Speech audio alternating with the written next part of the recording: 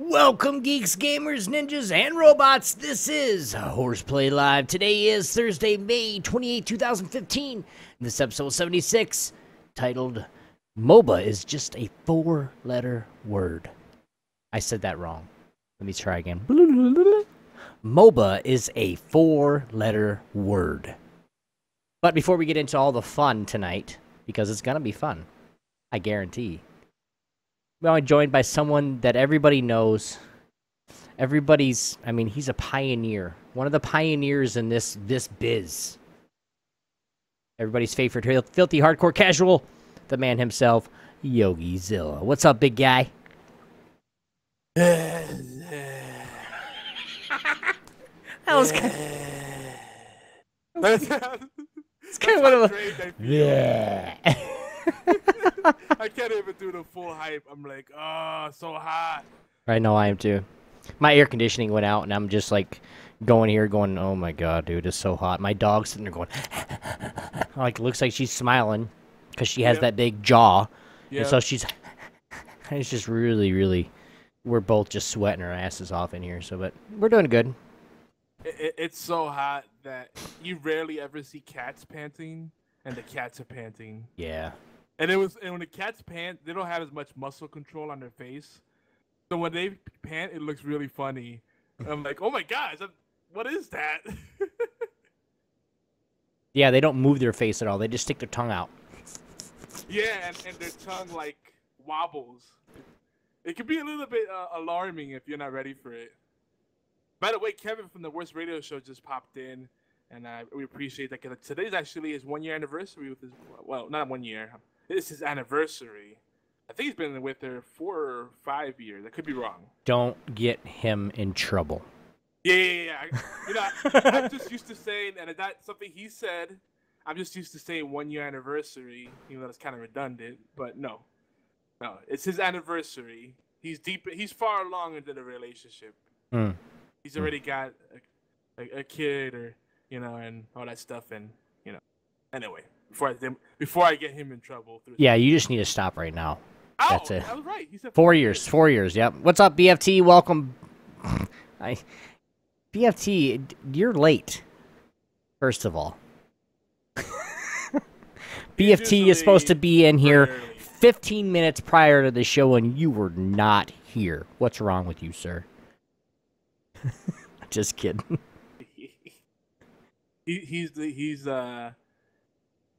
I guess he's the warm-up act in the concert. How is how's everything been going this week? You have anything exciting that happened to you this week? Ooh, that's a loaded question. I do. Actually, the main thing I've been excited about is just how much more people are finally starting to realize what's going on with the network. There's people that are on other networks that want to do cross-network stuff. There's people that want to guest blog on the site because they're like, wow, you guys get a lot of hits on Google. Like, wow, you guys are like popping up everywhere. Like, you're kind of a big deal. Like, we're not the Nerdist or Geek and Sundry, but we're growing like as far as visibility. Watch out, Geek and Sundry, because we're coming. Watch out, dude, because we're coming. Well, I'll always be a fan of what they do over there. We're not trying to really compete in their space. I think we have some really unique takes on stuff, some fresh perspectives, some niche topics. Like MOBAs. Right. I've been learning. Especially the past few weeks, we've been talking about MOBAs really heavily.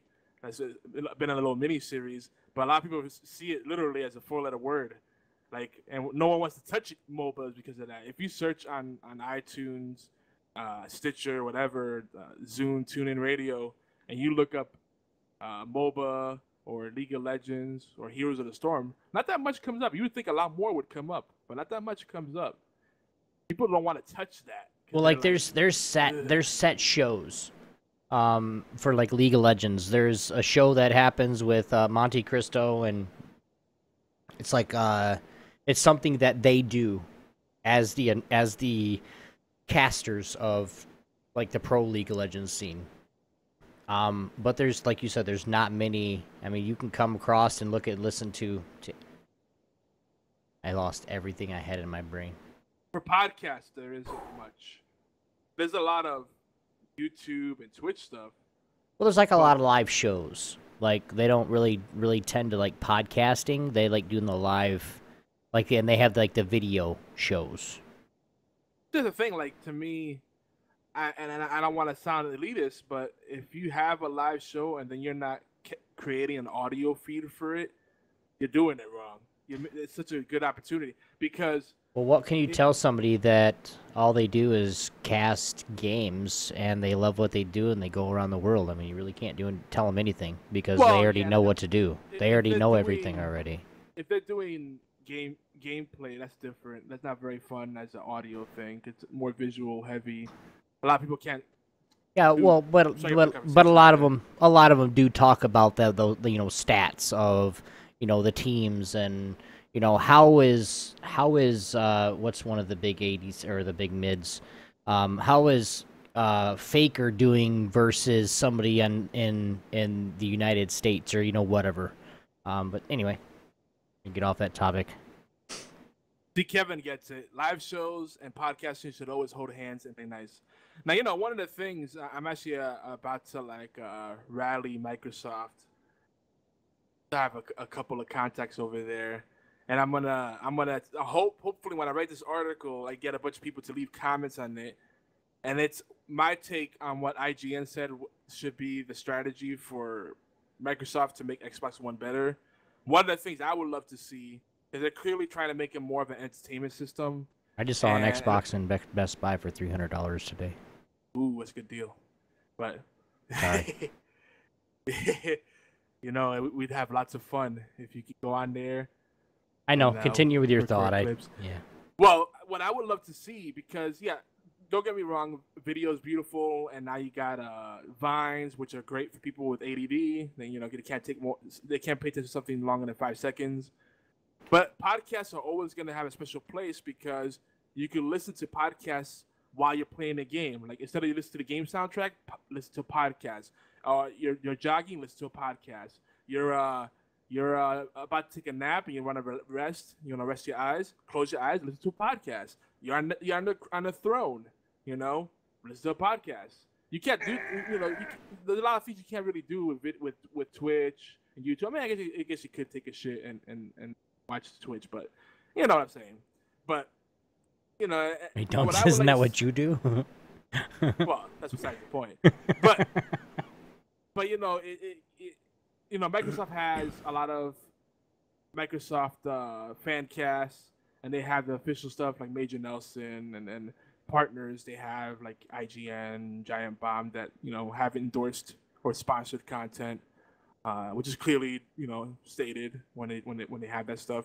But if they could just make it so that podcasts are integrated into that ecosystem, just same way they promote Twitch and YouTube as apps on the Xbox One and a 360 too.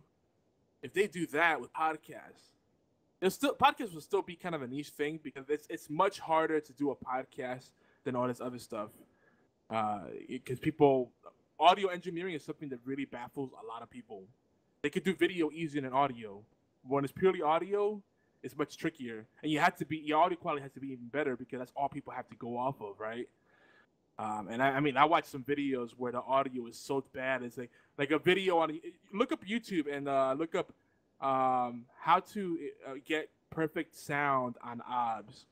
And these people are whisper quiet and distorted. And I'm like, oh my God, you're doing a tutorial on how to get great audio out of OBS and your audio is terrible.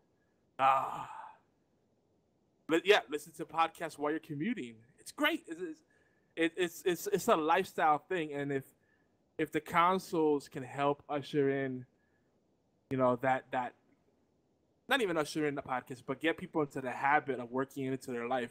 Because I cracked up. I had a bunch of people we've had a bunch of people hit up our website and email me and leave comments and all kinds of stuff like that. Tweet me. Tons of followers. It's been crazy. It's like a spike out of nowhere. Partly because of the Google searches and whatnot, but it's crazy. I had some friends that introduced their friends to our content, and like this one guy in particular, which I probably just say now, this salty dog of the week. He's like, "Oh, this is 2 minutes of it. Didn't like it. 2 minutes." It's like, yeah, you guys weren't really talking about anything. It's like that's like every other show. People banter on everything. People banter on regular radio. They banter on Howard Stern. If you listen to just 2 minutes of anything, what you think that's enough for you to know what's happening, what that show's about? Like, 2 minutes was enough for me to know what's going on. Okay, so you can see the future. Those are the kind of people that actually come in, and we might be in a lull, or we're getting ready to say something funnier than shit. And they, right before that's said, they leave and be like, well, it was kind of boring. But then, like, if they'd have stayed in an extra 2 minutes, literally, they'd laugh their asses off. Those are the people that, sorry to say it, those are the kind of people that got us banned. I mean, really. Anyway, let's get off that. Yeah. No, but, and part of it is because video has spoiled people, and, all this short-form content has spoiled people, so everybody expects you to be wowed at every second. Like, you have to be like, I'm shooting this guy, run away. Yeah, there's only so many minutes that people can take me being a total douchebag. Other than that, I mean, I gotta be some kind of, positive. I mean, if I'm negative Nancy and I'm yelling all the time, there's a lot of people that aren't gonna watch our show or listen to our show. It's just, I mean, they like me outbursting sometimes, but not all the time. You just gotta wait and listen. Spend more than 2 minutes in the show, and you'll see what I'm saying. But anyway, Yogi, I did have some cool stuff happen to me this week. I did. Wait, that's private. I can't talk about that. Just kidding. I did get some overlays made. You guys are gonna, for those that, I was happy about that. I got like a couple different ones, and actually it was streamed, and, I got to, kind of say what I wanted, so it was really cool. Those were actually made by Morgana Freya, one of our listeners, viewers. Thank you, Morg. Love you. And we trolled her husband right before we got on the show tonight. Yeah, that was fun. He probably yelled at her, "Don't ever let him do that shit again to me. What are you on?" "Daddy, I love you." He didn't like it. But tonight on the show, guys, we're both sweating our nuts off. Tonight on the show, do we have news? Maybe. We're preparing for the official HOTS launch. We're preparing for the official HOTS launch and retail offering. We will also talk about stuff that is not MOBA related. There may be non-gaming content, but for the most part, and maybe we'll make it to the dust off this time too. Hashtag the dust off. Yeah. I think so. Yeah. But if you guys are new to the show, welcome to our Cellar Party! Woo! You thought I was going to say what it says there. I thought I was supposed to make a funny noise. Or whatever. Yeah, you did that last time. I know. And it threw me off. Like, what the hell was that? How do I follow that up? HorsePLAY Live is where geeks come to play. And I'm just going to say it, get in trouble. Yes. If we are not getting in trouble, we're probably sick, or there's a sub on the line. we are the official flagship talk radio show for the Geeky Antics Network in collaboration with AllGames.com. Our show covers all aspects of geek culture with a special focus on indie games and indie and strategy games, technologies, and boy, do we rant. If we're not ranting in HorsePLAY Live, we're sick, or it's not HorsePLAY Live. There you go. Of course, we talk about social issues that geeks face every day in gaming, along with community events. Sometimes we even talk a little bit about tabletop gaming, too. We even get into it, like I think last week we actually played Tabletop Simulator, which was awesome, afterwards. And if we're not talking about food, something's wrong, because we're always talking. We're always hungry. Yum, nom, nom, nom, nom. Just we've because. Also been known to get into the retro gaming, too. Yes. Gotta get that love. Yogi, why don't you tell everybody a little bit more about the show tonight, sir? The show tonight, or just in general? Because in general, I just want to remind people, especially if you're new to the show, in general, we are live and uncut. We're mostly unscripted. Things will go off the rails quite often, but we usually bring it back. often. Try to bring you some quality. Now, I'll let you know. I listen and re-listen to the shows several times, and if they make me cringe, then I try to fix what's wrong with it. But if I can listen to it several times and I feel, like cringe about it, then I realize, all right, it's not so bad. So that's our show. It's not so bad. The end. No. No, we're late night, so crazy things may happen.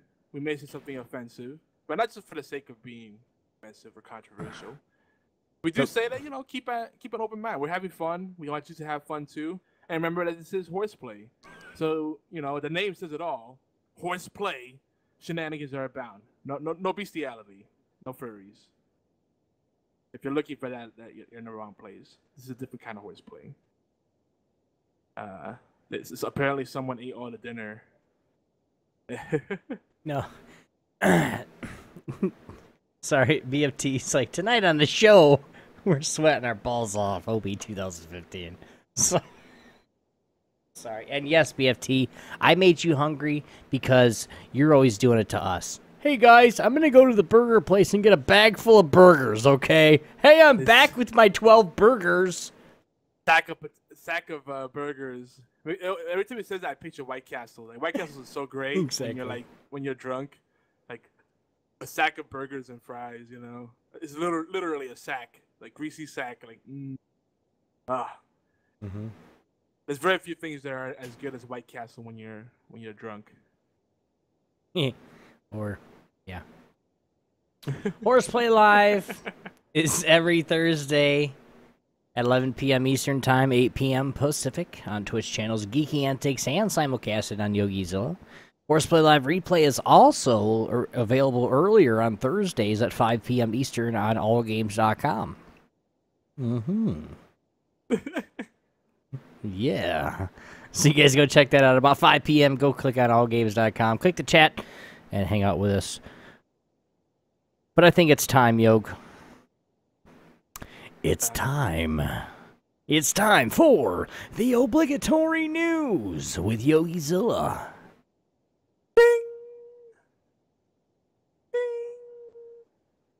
You did it twice. extra thing. So yeah, some news. We haven't been doing too much news the past couple of weeks, so we're gonna make it for lost time. We're gonna try to get through it relatively fast. So at the top of the news, we gotta keep talking about Heroes of the Storm because June 2nd, the big day, is coming next week. By the time you probably listen to this on the podcast feed, it'll probably be out. Well, no, I usually get them out on the weekend. So yeah. Enjoy that semi-private exclusive experience while you still can. Because they're running commercials for Heroes of the Storm. It's kind of a big deal. Mm-hmm. My mind was blown. I'm like, I alpha tested this game. Like, the kids are watching, the family's watching, and they're like, oh, that looks kind of interesting. I'm like, that's the game I alpha tested. That's the game we've been telling you guys to play for the last 6 months. Yeah. Oh, yeah, no, don't get me started, dude. No. And then I got into a whole discussion about, I was like, oh, I alpha tested it. What isn't it like, oh, so you beta tested it? No, I alpha tested it. So you beta tested it. No, that's the difference. Alpha gets in before the beta. It's even cooler. Beta testing is cool, but like alpha testing is like God tier. oh, I don't know what Obi's doing. But anyway, now what's cool too is that they're going to do an off-the-shelf starter kit. The retail offering for it. Blizzard Watch reports this bundle will go on sale at unannounced retailers for $19.99 and includes individual codes for the following items: Ronin Zeratul skin, 5 playable heroes: Jaina, Lily, Zeratul, Sonya, and Zagara. A unique golden tiger mount exclusive to the retail starter pack. No, it's exclusive to that. The golden tiger. I don't think they've had it before. Okay. Not even in the Founders Pack. Blizzard has also stated that each item in the retail starter pack comes with its own code, so they're giftable. The player happens to already. Oh, blah, blah, blah, blah. So, something else they have in here. guess that's pretty much it. But I also wanted to point out this article by Forbes. Every time we talk about an article from Forbes, and by the way, what's up, Bradley Shark? Shout outs to you. Welcome to the party. But every time we talk about Forbes, an article that they write that's gaming related, it's always something that makes you just facepalm. Because, all right, for other business stuff, I like Forbes. But they clearly have no clue when it comes to the business of video games. And they have no business in video games. Tonight, we'll link you guys to this facepalm-inducing article. Now, there's some decent points in here. I can see where they're coming from. Basically, the author says, and I don't even think this person deserves to have their name mentioned. It's on Forbes.com, and it was actually published about 5 days ago. Actually, if you're watching live, but he basically said that he's worried about the future of Blizzard. He doesn't think Overwatch and Heroes of the Storm are enough to carry their brand into the future. And then he goes on to say, oh, League of Legends already has 65 million players on it. I think that is the very definition of accessible. No, it's not. What League of Legends had is timing and plenty of time to take advantage of the first-to-market status. All right? It is not an accessible game. In fact, in the past, I foolishly tried to get friends into League of Legends and failed miserably because it's not a game you could just tell anybody to play. Heroes of the Storm, I wholeheartedly share with everyone. And I really feel that if people give it a real shot and they enjoy PvP, they will love this game, hands down. Unless the only thing I can think of, they're graphic snobs, and it needs to be like, super high definition, 3D graphics, full models, ragdoll physics, and some of that stuff is there, but it's not freaking Witcher 3 or whatever, but it's still beautiful. So people just don't like the isometric view. So yeah, this whole comparison when people say, oh yeah, that's the League of Legends clone. Stop it. No, don't even finish that thought. Stop. Like League of Legends was the industry leader. Stop it. The thing that League of Legends has is the esports scene, but it's not they did not invent or reinvent the MOBA scene. They just did more of the same. They have great art direction, and they have a strong community. I'll give them that. But Heroes of the Storm is redefining how MOBAs play and just how they feel, and it's everything. It's reinvented from the ground up. It's not just another MOBA. Man, there's a Nindy Humble Bundle out, a Nintendo Humble Bundle. I was actually really shocked by this. Yeah, Nintendo never does anything like this. Like going through third party? No, that's not Nintendo's way. But yeah, they have a Humble Bundle. It's a multi-platform thing. I think it's Wii U, 3DS, and I forgot what else it was. But there's a few games in there. They're indie games that are, I think, exclusive just to Nintendo platforms or semi-exclusive. Guacamelee is in there, so it's kind of neat. So Nintendo has something out through a third-party channel, so it's kind of cool seeing them. That's actually refreshing to me because they normally don't go that route. They try to do everything themselves. So check it out. If I had Nintendo platforms myself, I'd jump on it. Actually, I could probably do it for the kids because we got some 3DSs in the house. I don't have one, but everyone else does. How does that work? Welcome to being a parent. But it's cool. Another thing that I don't think we got to mention before, it's not really so much news now, but if you weren't aware, they're doing remastered versions of complete collections of the Gears of War series and Mass Effect series. And that's coming to the Xbox One. And the Mass Effect is also coming to the PS4 as well. And maybe PC. It should be PC as well. The PC, might be a little later. But it's kind of cool that they're doing that. Because I would love to get back into Gears of War multiplayer on Xbox One, or Mass Effect 3 multiplayer, which is very much underrated. So I wouldn't be surprised if these kind of get snuck in, kind of sneak in for the holiday season. Top 15, yo, do it. What else? What else? What else? What else? Do it. Soulforge has a new expansion called Rise of Varna, the Immortal King.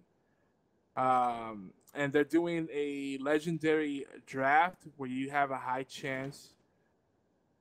Oh, actually, no. They said that guaranteed legendaries if you do the legendary draft this weekend. Whoa!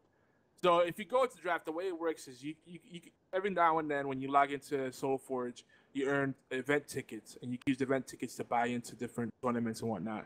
And the draft is part of that. And with draft, the cards you get from the open packs, keep the ones that you pick for your drafted deck.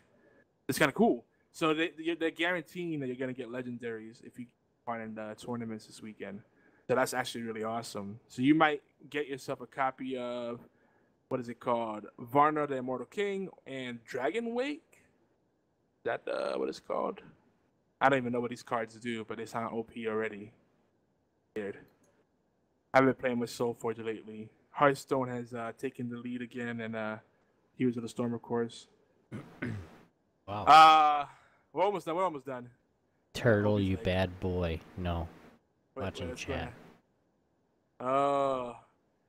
And all the next chat lines like, that will not be tolerated by PFT. So I don't even know what he said. That's so wrong. I mean, I laugh at anything. I lived through that. It wasn't funny, but yeah. Anyway, for those in the live chat, you know what's going on. If not, man. Hell, you're talking and I don't even know what's going on, dude. You lived through that. It was a very tasteless joke about terrorism. Anywho, 2 new tables on Pinball FX 2. The Portal table, which is awesome, and the Star Wars Rebels table, which is also awesome. They're quite excellent. I enjoy them. And, you can add me. I don't know if Obi's doing Pinball FX 2, but if you add us and you can try to beat our high scores, which should be pretty easy. Derek H., the host of Dead Pixel Live over at allgames.com, has also challenged everyone and said that no one will beat his scores. So add races, that's VA as in Virginia, races. And he challenges everyone to see if they can beat his scores on the different tables on there. So, and where? On Pinball FX 2. By Zen Studios, same people that make Castle Storm. Awesome people. So hello Zen. Okay. Anywho. What else? Stardock Entertainment just launched a game called Servo. It's an early access game, and it looks like it's a blend of like StarCraft, Planetary Devastation / Total Annihilation, Universe of War. It reminds me a little bit of different RTSs. But they're promising that it's going to have some of the largest, most epic, large-scale battles you'll ever see, deep customization, and some collection gameplay mechanics. When I say collection, I wonder, like, what, you collect stuff and then you have persistent classes? Like, you build your own mech units and upgrade them and bring them from... That could be kind of cool. I don't know how you could balance that, but that sounds really awesome, And these are the same people that published Galactic Civilizations 3, the Deep Space Sandbox experience. Pretty awesome, too. Imagine Eve meets Wing Commander, but, like, you can make it whatever you want to do, essentially. Like, kind of like No Man's Sky promises to do, or Minecraft, but, like, with much prettier graphics. It's also worth noting that it's the same team that worked on and is supporting and updating Servo. It's the same team that worked on Age of Empires. That's all I got. Mm-hmm. And pizza. The pizza. They're talking about pizza in the chat. Oh yeah. The Konami thing. Yeah, we talked about PT and Konami's the future of Silent Hill and Castlevania and Contra and gosh, they own a lot of great properties. I don't know. Konami's. I'm not going back to that. It's a very sad place. Obi, he's speechless, I guess. Welcome to Geeks Engaged. I don't know. This show's about you guys, our fellow geeks, our fellow nerds. Join the conversation live. Here's our TeamSpeak info. You guys can check that out right now. Please use headphones because it's just not very nice. Please, because we don't want to hear, mommy in the background. Crap, I did the wrong thing. We don't hear mommy in the background. We don't want to hear ourselves. But yeah. We don't have any voicemails tonight. Wow, are we skipping this whole part? Yeah, we don't have anything. If you guys can't join us, we will say this. If you guys can't join us live, let's keep the geeky antics shenanigans going. Send us some tweets, guys. You can reach us pretty much anytime on Twitter, at Obi1X2, at YogiZilla, channel number 5, and of course, make sure you remember at Geeky Antics, where you guys can be, wow. As always, the best way to experience all our geeky madness via our main live chat hub right here on Geeky Antics on Twitch. Or you can join, you can join the official Gang HQ. God damn, can I talk today? You can join the official HQ at geekyantics.net, where you can comment, share, join us on the forums. We really want to see what other geeks think. And, well, we're going to let Yogi talk for a little while. So, Yogi, what is some of the latest content on geekyantics.net? Lots of people introducing themselves over in the forums, different streamers, authors, podcasters. We also got that anti-social media piece that I was talking about for the past few weeks. That's in the works. And also, of course, you can definitely expect more Heroes of the Storm stuff. Has been kind of one of our main focus areas. Our friends at the West Radio Show have kind of enticed me to try out Destiny again. Really give it a shot. Just so I can at least play with friends. And I keep getting invites to Destiny. People just assume that I have the game because I have an Xbox One. It's so funny. Like, I just get blind invites for people on my friends, and it's like, blah, blah, blah, blah, blah, I invite you to play Destiny. I'm like, I don't have that game. Awkward.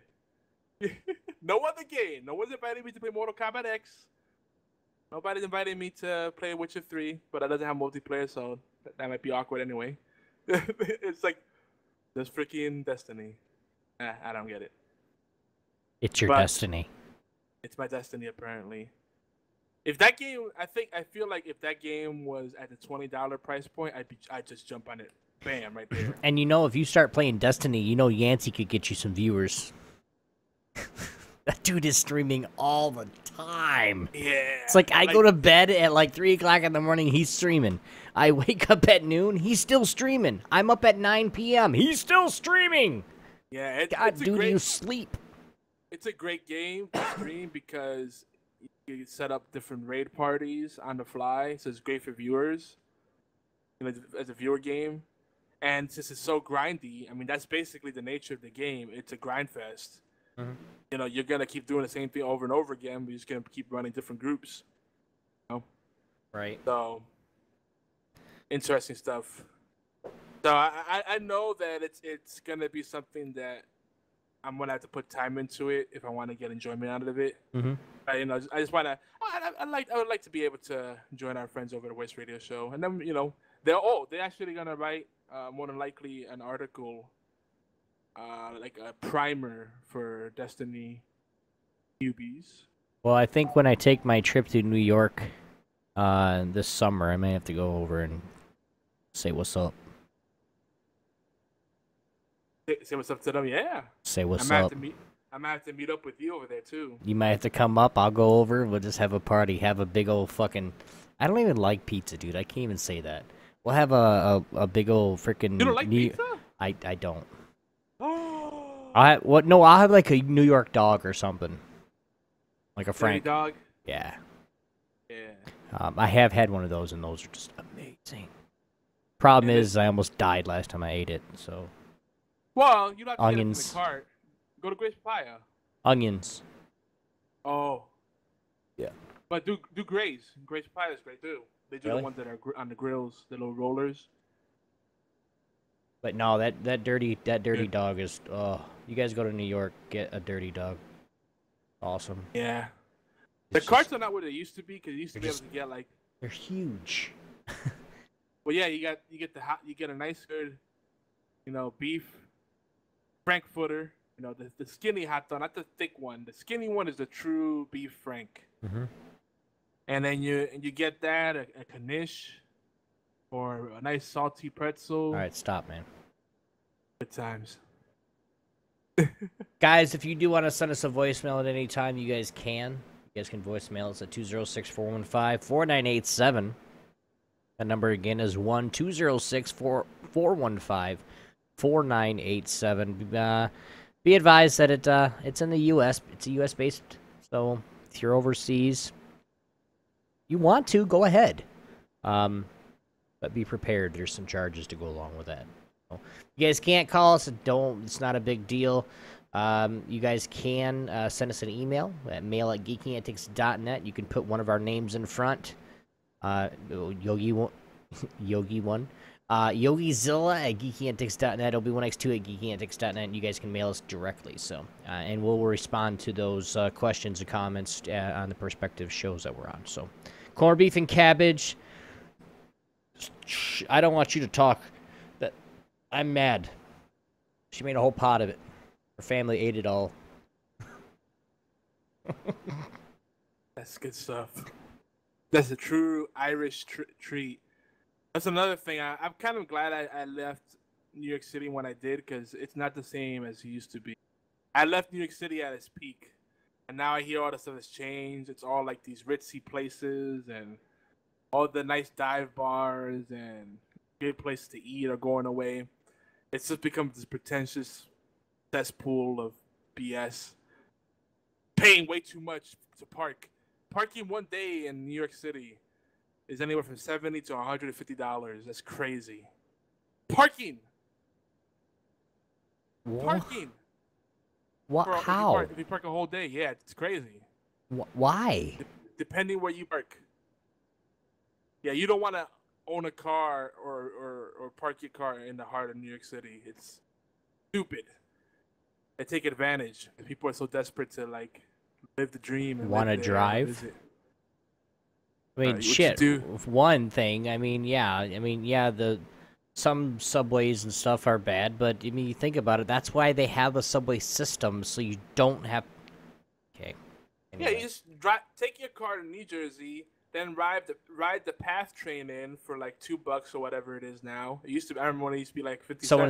instead of $70 to $100, you can park in Jersey for $1 or $10 a day, or something like that, where it's like a fraction of what it costs downtown New York. Yeah, it's crazy. How did we even get to that? I think we're going somewhere with that. Oh yeah. But they got rid of all the Irish pubs. Like a lot of Irish pubs, they used to serve. Because we were talking about corned beef and cabbage. Yeah, the corned beef and cabbage. Like, it used to be a thing you could get anywhere. A corned beef sandwich. Yeah, that's where I actually officially Mom and Grandma made it back. Grandma made it back in the day when we'd go over her house. She knew we loved it. She'd have a big old pot of corned beef and cabbage waiting for us when we got there. But the first time I went to New York, way back in the day, there was an Irish pub that my dad had to go in and ask if I could come in and eat, because that's all we wanted to do. Because of we heard that this is the best place to have corned beef and cabbage, and he's like, "Ah, sure, my boy, come on in." Blah blah blah blah blah. And I went in there. Oh man, the women in there. That's where I got my first boner. But anyway, I ate corned beef and cabbage, and it was like true like Ireland corned beef. I mean, it just, and then that's where I fell in love with it. So like, if I ever go anywhere, the United States or Europe or wherever, and you guys are around and you guys want to bring me some corned beef and cabbage, I might just, yeah, love you forever. Oh, so good. Yeah. Stever just talked about the best burger he ever had was corned beef, the beef patty, Swiss cheese, sauerkraut, and Thousand Island dressing. It's called a Reuben. It's kind of a play on a Reuben, yeah. That's okay. Corned beef and sauerkraut. That's called a Reuben. Yeah. But the beef patty is an extra thing. But yeah, it's a Reuben style. Okay, it's a stacked Reuben then. Okay. Yeah. It's a Reuben. Yeah, that's what it's got. I'm just saying, if it's got corned beef, cabbage, and sauerkraut, or a corned beef, sauerkraut, and Thousand Island dressing, I don't care what else you put on it. That's a fucking Reuben. Well, the sauerkraut and the corned beef is always a must. Because we make the po' boy Reubens in a frying pan on the stove. That's po' boys. Dude, po' boys. Oh, no, that's like a southern thing. No, not shit, dude. Not like the po' boys that you're thinking of in the sub bun.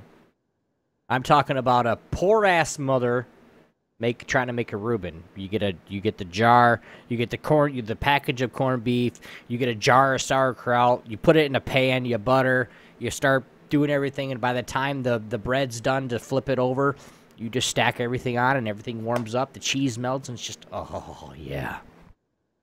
Boing! Sorry. And we've become the food cast once again. Mm-hmm. Hey, whatever. We tell everybody in the beginning, we're going to talk about food. Yeah. BFT is also breaking down his heritage a bit.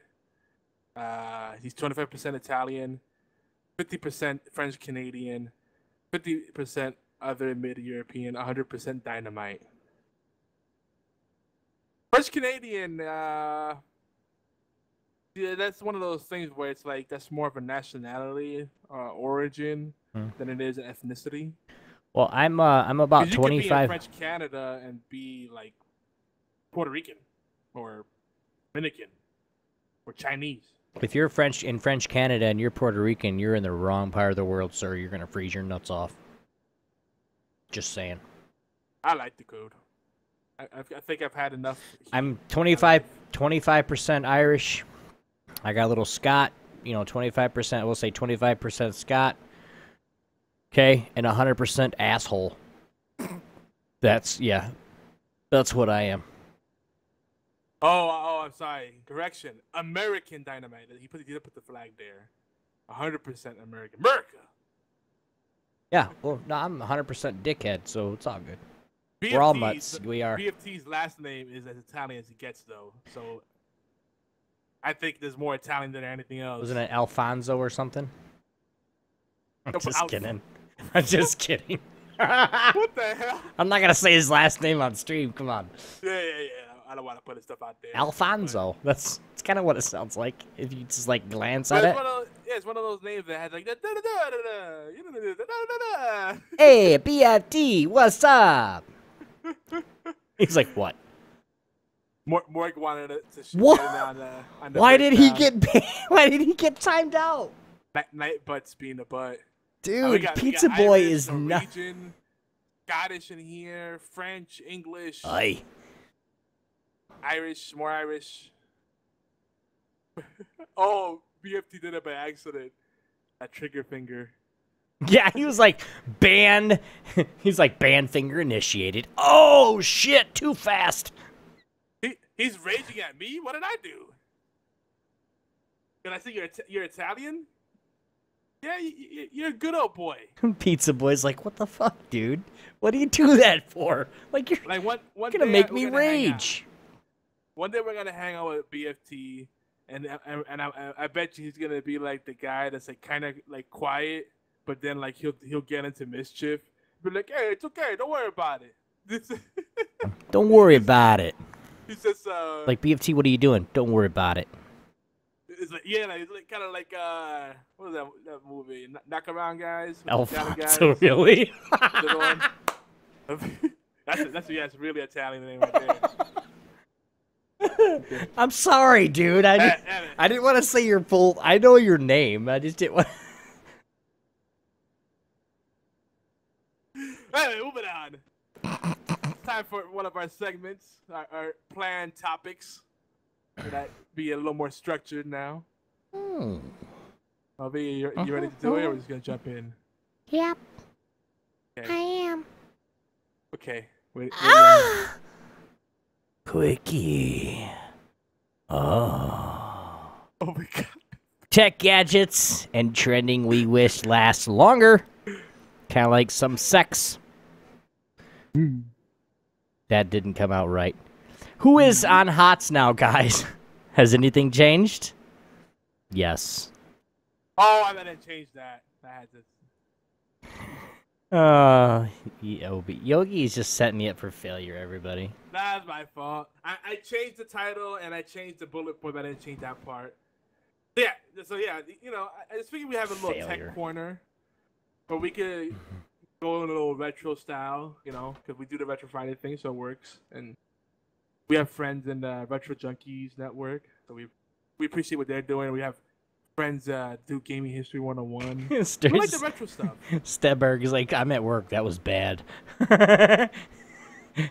Oh. Because my little orgasm sound.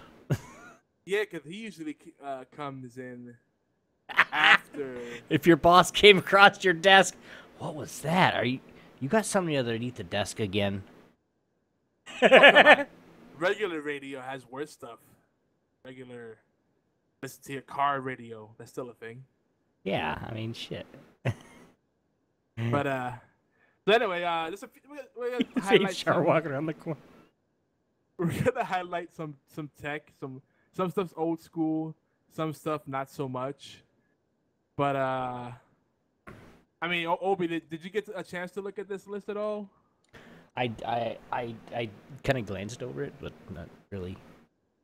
All right, well, I know what everything is. The first one I'm going to start off with is just cartridges as a whole. So are you talking about an 8-track or, NES cartridges? Is this something that used to be, Atari 2600 cartridges? I missed them. I mean, why? Granted, they had their run, and I know that they had issues with like the contacts getting corroded or scratched. But is there something magical about having a cartridge and just sticking it into a drive or to a reader? It's just something neat about that. Now, I think it ran its full course. But as far as nostalgia goes, it still feels nice to pop in a Genesis cartridge or pop in an NES cartridge, or a Atari 2600 cartridge, ColecoVision cartridge, whatever. There's just something magical about that. On a similar note, this is a more recent technology, mini disc, the MD. A lot of people forgot about these. That's because they were only around for like a year. They had a good like maybe 3-year run. No, not even that long, dude.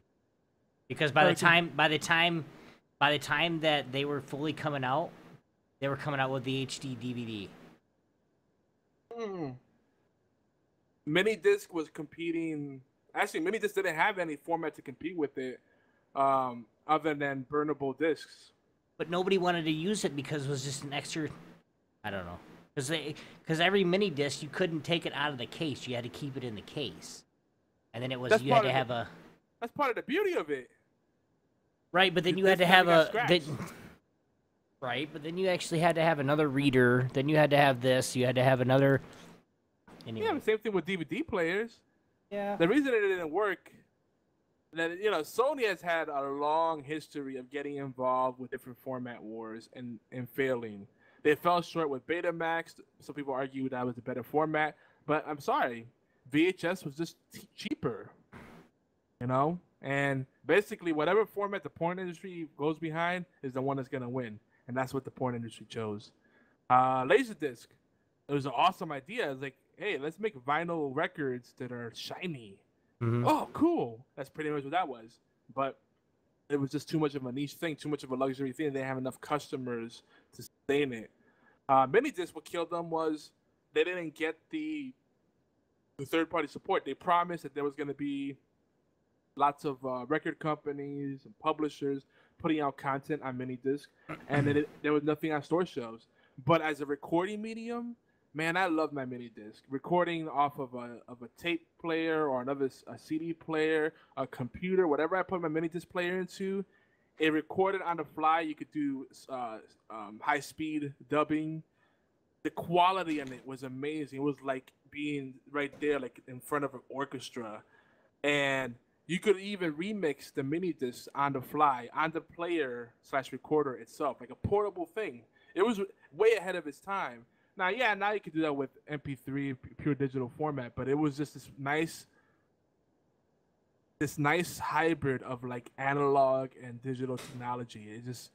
It was just cool having the clamshell kind of or the slot feed. You know, you had, like you said, there's a disc inside of a little cartridge, kind of like the UMDs that PlayStation used to have. Even just PSP. A floppy, even a floppy. It's the same thing. Yeah. But instead of the Mylar coated thing in the middle, it was the disc.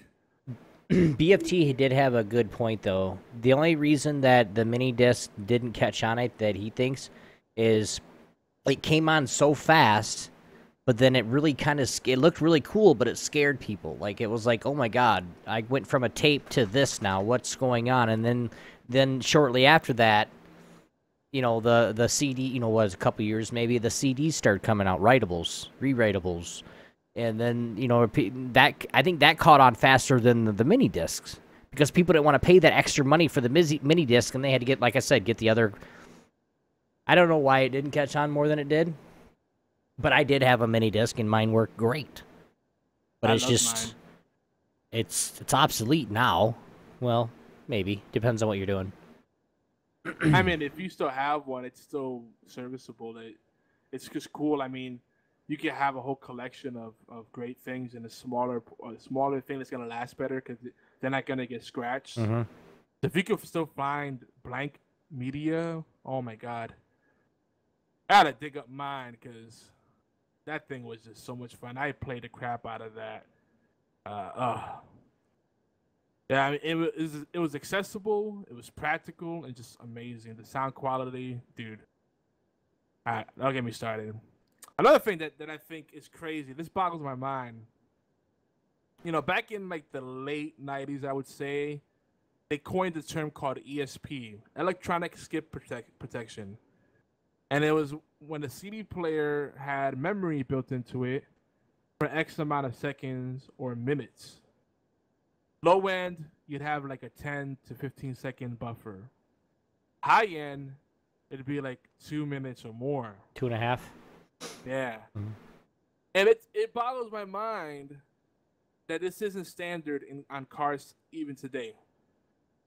You're in your car listening to a CD, boom, going to hit a bump, it skips. Really? Depends. Do you have an aftermarket CD player? Well, I'm just saying, like. No, well, I'm saying, no. Hear me out and answer the question. Do you have an aftermarket? Ones have it. All right. The ones built into the car don't. Yeah, but also when the car is built, okay, even if it has a CD player in the car built in factory, they actually have shock absorbers in the dash to eliminate that anti-skip. But hear me out. It didn't work because they didn't have, of course, the extra hard drive space or the extra memory to put in there. Today, I don't know why. I mean, to get the ESP, you actually have to have an aftermarket. They don't come stock, which doesn't make any sense. Solid state memory is dirt cheap. People would actually keep the original stereo in their car, or get it or buy it with that stereo because it actually works right. But reason people want to change out stereos and CD players is because they want the newest best thing. Oh man, yeah, my CD player is a Pioneer and it's awesome. Well, fuck, mine flips up to a 10-inch screen. What about you? Oh. Really? Like, holy crap, are you serious? A 10-inch screen? Yeah, check it out. So a screen came out of his CD player and flipped up, and literally, and I'm no lie, it's a 10-inch screen. Like, how the hell does it even fit in there? Oh, like this, and he just puts it away, and it's like that thin. It's like ultra thin, and it's a touchpad, and I'm like, screw you, bro. How much was that? Oh, that almost $1,000. Like, you're dumb. Yeah. After you paid for that. I'm not. Nope. Let's go. The next thing that came around, HD DVD. Yeah. Whoever thought of this, or the person that originally came up with this, the HD, getting that better vision, I love you. Now, for those that have been watching TV, movies, everything not in HD, and when you move to HD, a lot of people don't see the difference. Yogi? I mean, how, when you first watched a movie, okay, let's just use a movie, for instance. When you first watched and you saw it not in HD, and then you got that same movie a couple weeks later or a month, you know, whatever, you watched it again, but it was in HD. Did you see the difference, or could you tell the difference? Not really. Even, like, you really have to look for it. The whole 1080 versus 720 argument is poop. 720 between 720 and 480, you can sometimes see the difference just because the sharpness, you know. 720 or 480, better. Right? 720 or 480 to 720 is the differences that people sees are edges. 480 edges are rough. They're blurry. They're kind of just there. 720, that's where you're getting into that finer graphic to where you can actually see the edge and see it clearly. It's a fine line, basically. Yeah. That's really the only difference. And then 720 to 1080. Yeah, people like to think that they can see the difference, but most people can't. So I mean, I can tell the difference. I mean, I don't really necessarily, like you said, you can't tell unless you're actually just sitting there looking for it. Like, oh, there it is, right there. I can see the edge. Anyway, I don't know. You go ahead. But yeah, I mean, the thing about HD as a whole is that those resolutions were on PC for a long time, and other things. TV finally caught up. So, you know, then we got HD DVD and Blu-ray because they got these TVs that could put out more scan lines, but the content wasn't caught up. So it made everything that was perfectly fine before look like crap because it was stretching it out further, and it was very lossy. So you got all the jaggies and the blurry stuff, and it just wasn't nice. So HD DVD to me was the better value, and the next logical step is it would play your DVDs just fine, and there was just it was just a natural upgrade. They were better with the pricing and the bundles and the packings and all that stuff. But Sony finally had to win one of the format wars, and they won it with Blu-ray. But what's funny with the Blu-ray consortium, Sony and whoever else, I think Philips and some other companies were together pushing for Blu-ray, and I know Toshiba and Microsoft, some other companies were pushing for HD DVD. Once Blu-ray won, the promises for feature-rich interactive multimedia experiences and connected technologies disappeared. What happened to our live chat? We were supposed to have a feature with the Blu-ray players where you watch a movie as a built-in live chat. You can talk to people about the movie while you're watching it. Or there's supposed to be things where you could change parts of the movie into your own thing, customize the way a car looks in the movie. Like, there were all these things they were promising with Blu-ray. Like, oh, with all this space, we can add so many more features. There was more value on regular DVDs with all the extras. Now it's like, it's Blu-ray. That's the value in itself. It looks better. They just gave up. And it was funny. If you go back to the stuff that was published when Jungling Jim, thanks for following and welcome to the gang. You know, if you go back to the stuff that was published when there was still the war raging on, they really try to put that value there. Now it's like, well, we won the war. We don't need to put any we don't need to bother anymore. Let's see what we got in the chat here. Floppy disk talk here. Terry Claus says, when Blu-ray first came out, a lot of the movies, it didn't do proper transfer, and a lot of the movies in HD had the film grain. Today, movies on Blu-ray look clean and no film grain. Yeah, that's another thing. That's a whole thing, other thing altogether. I like the initial HD DVD stuff, and they were really pushing it hard. Like I remember going to conventions, you got free HD DVD. They're really trying to get people on board with it. Sony had to win one. I mean, they lost all the previous format wars, but I feel like this Blu-rays, you got all this extra space and it's not being used really, because the video itself is compressed so hard anyway. Anywho, Obi, you contemplative over there. Yep. Well, another one is 3D video games. Obi, have you had an experience with 3D video games in the past? I have played with the Oculus. The Oculus Rift. Not VR, not VR.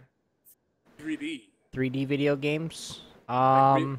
The only 3D video game that I've played in the last 2 years, I can't talk about. Yeah, I don't want to. I mean, VR is 3D, but I kind of put it separately. Now, Well, I played one, but I can't talk about it on HorsePLAY Live. But the thing is, there's all this talk about virtual reality, and virtual reality comes and goes every few years. Oculus Rift and Morpheus and all this crap.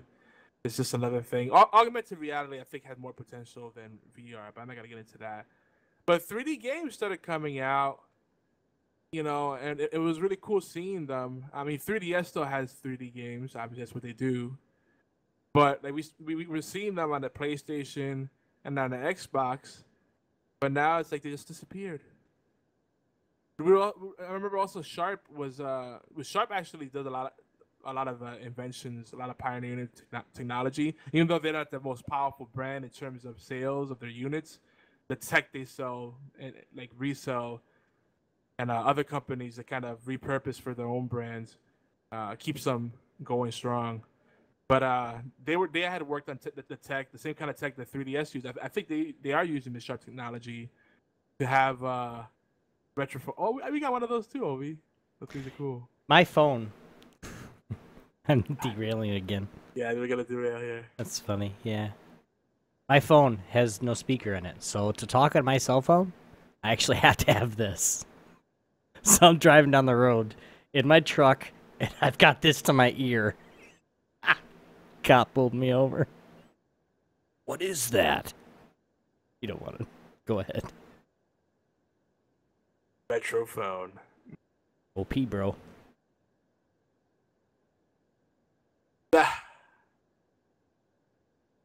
Jeff says, Jeff, aka Pet Me Instantly Human, he says, I have a free 3D video game. It's a big download, though. It takes around 80 years to download. Life.game.exe.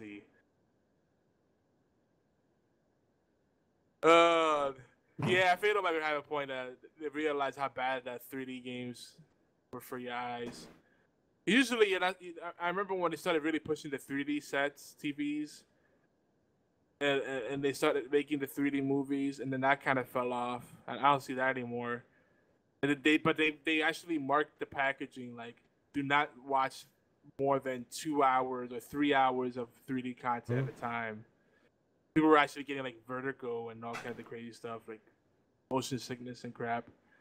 But it was just cool having that option. We could toggle it on and off for the 3D. It's like they were going a step in the right direction. I always liked 3D. I always was more hopeful for 3D than virtual reality, because I feel like we could do more with 3D right now than we can with full-on immersion in virtual reality. Like, remember back in the days, Obi, watching 3D kung fu flicks? Kicks coming at you. You're being wild, like, yo, that's crazy. Well, and with the 3D thing, with versus virtual reality, I'm kind of shooting for the 3D thing too because the VR is so expensive. For 3D is a lot cheaper. I mean, it's like a fraction of the cost that it would cost to get the VR set up or get the virtual reality system or even just the Oculus. I mean, the cost is just, I mean, alone would, anyway.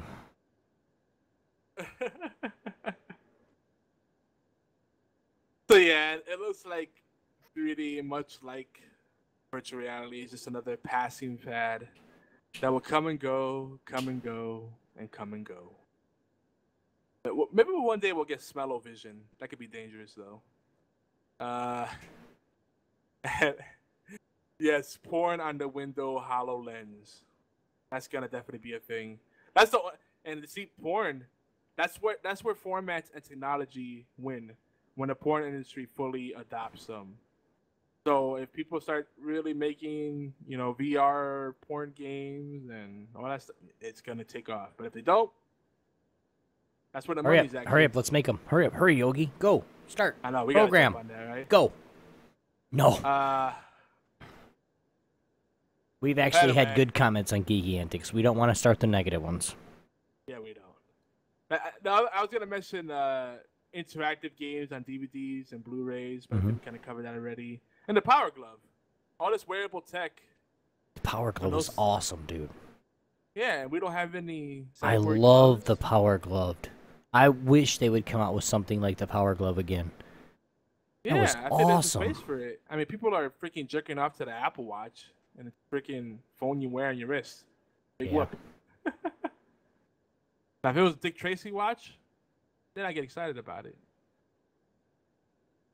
Well, with the Apple Watch, Apple's trying to portray the we're going to jump on the health train bandwagon now. Here's this, everybody's trying to be healthy, so we're going to make something because we know these people, I'm just going to say people, are going to buy it. Yeah. Just saying. The marketing hype. I mean, my wife's family, they all got one. They're like, I walked 10,000 steps today. Good for you. I sat in my chair in my room on my ass.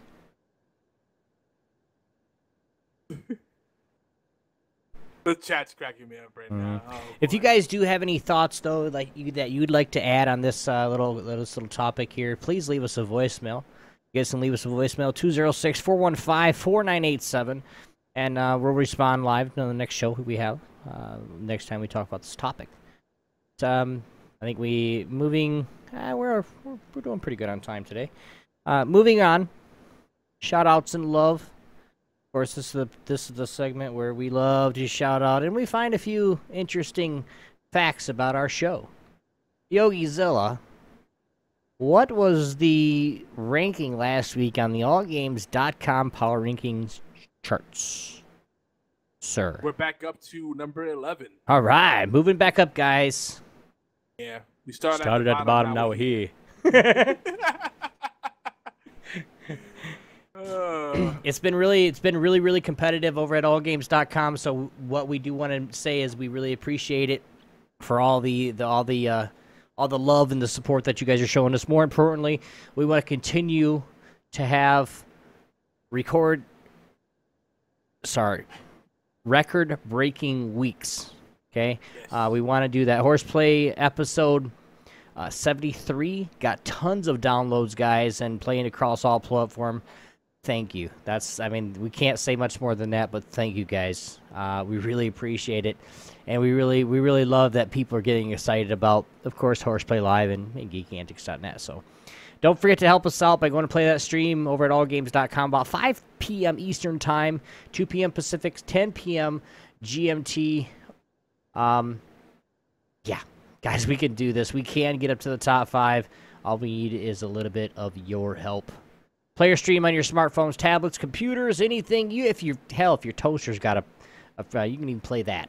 Go ahead. You don't even have to listen to us. You just mute us for 5-10 minutes and help us out. We really appreciate it. Word up, yo. And we do give now for some long overdue shout outs to some of our close friends and collaborators, of course, at hashtag the gang. We do want to give big shout outs to the B Team podcast. If you guys want to check those guys out, 9 p.m. And I'm not going to say all these. I'm going to say what I know, okay? B Team podcast right before our show, 9 p.m. on allgames.com. The Worst Radio Show, R9 Cast. The Gaming Death Podcast, 42 Level 1. Zombie Cast, Knuckleballer Radio, Atari 2600, Game by Game. Two Dudes and an NES, Gregory Poet, Cupcake Envy, Cupcake Noms, Morgana Freya, Rhea Rant, Rantalistic by Mel is her name.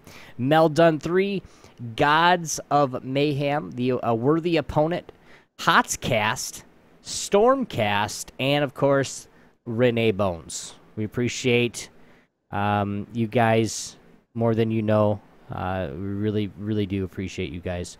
Thank you very much. Now, we do have a couple stories that we'd like to tell your. I think Yogi's kind of said something about it earlier, but we just been starting to do a segment. It's been kind of fun, to tell you the truth. But we've been doing Salty Dog of the Week. He kind of said his already, and I'm gonna pull out mine. We were playing HOTS, actually, and I was kind of teaching some new people about the game. They were all like, "Oh, it sounds fun, man." They're League of Legends players, and I said, just, it's a true team game. If you want the team aspect of it, come play over here with me. So they came, they downloaded it, they come play, and the first game, this is no lie, first game, I'm teaching them what's going on. I think it was Spider Queen, I think. I don't know. One of the I think it was Spider Queen because we had spiders. Every person, there was one person on there. It was Avala, okay, and she was the only person that was just, oh my God, why did you take that? Why are we playing? This comp is terrible. What the hell? Blah blah blah. Why are you guys pushing so hard? Why are you doing that? Blah blah blah blah. Hey, Diablo, you're the worst Diablo in the world. And I, thank you very much, but go fuck yourself. But it's just salty. So I finally said, why are you so mad at me? What did I do in the game to make you mad? You picked Diablo. I said, Diablo's overpowered, dude. You just need to follow me in. Let's play as a team. Screw all you guys. And then I just start typing salt. Every time the person would talk, I would just salt. And it gets so mad. So thank you for this person. And I'm just going to spell out the name because it's DISMANEYNES.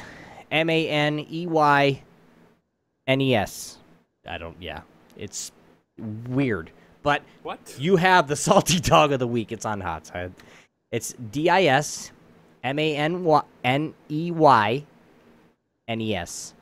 Don't ask. I'm just spelling it because I can't say it. Oh. You know that person, don't you? I've seen that person. You know that salty-ass bastard, don't you? I've seen that person before. I've been playing HOTS since it started. I don't care, dude. You're salty as shit. Stop. Yeah. I was in the alpha test when all you frickin' noobs weren't here. I was like, yeah, and you probably waited an hour and a half for a game, didn't you? That's not because there weren't all these frickin' retards here. And I'm diamond, I'm platinum in League of Legends, and I don't understand this. This game is stupid. Why are you playing it? Yeah. But grats to you, Salty Dog of the Week. Have a great day.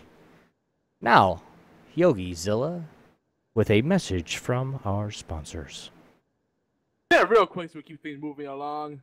Every week we've been kind of reminding you guys, if you have friends that are artists, graphic designers, photographers, and a lot of those things go hand in hand and are synonymous to some. But I want to distinguish them, particularly if you are a wedding photographer.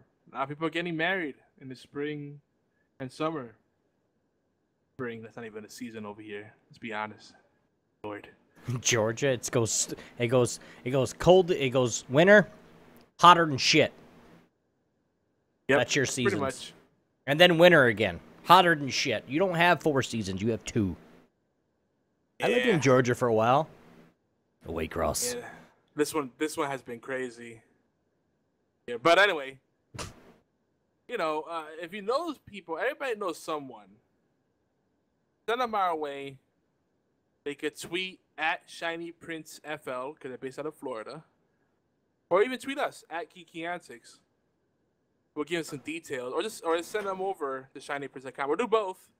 We can, you know, share some ways that you could offer Shiny Prince to your customer, make some more money for yourself, and save money for your customers because they don't have to worry about buying frames, and they get a better quality product. Everybody wins. I mean, this is a luxury product. You get something printed on metal. That's badass.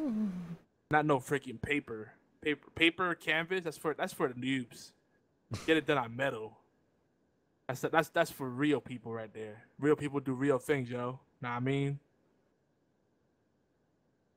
If you have a dream custom print, maybe some fan art, something anime or video game inspired that you would like to see printed, why don't you just tweet it out again at Geeky Antics or at Shiny Prince FL and use hashtag Shiny Prince, and hashtag metal art. You can use hashtag wall art too. We'll get those trending, and we'll share some of those and get some conversation going. I want to see what I shared one. Mine was like a Mega Man collage. I think would be really cool as a Shiny print. I might end up ordering that. Have that in the background. Have something a little sexier for you guys to watch when I go. But yeah. And speaking of the we said that we're looking for artists and stuff. I'm looking for somebody, and I want it done for Yogi too. So you have to do 2 people. That doesn't sound right, but I'm gonna keep talking. An actual true cartoon character of myself and Yogi. I need it for some stuff I'm planning. So I need somebody to do it. Yes, if you need commission for it, I will definitely commission you for that. Not a problem at all, but I need a good artist to help out. So let's do it. Who wants to make an extra few dollars? Literally, because I'm poor. Few dollars. $2. No, I didn't say $2. I said a few dollars. $2. And now for our feature presentation. Not so stinky games. That was pretty good, man. That's pretty good. You like that? Good. Thanks, man. Yeah, it's all you.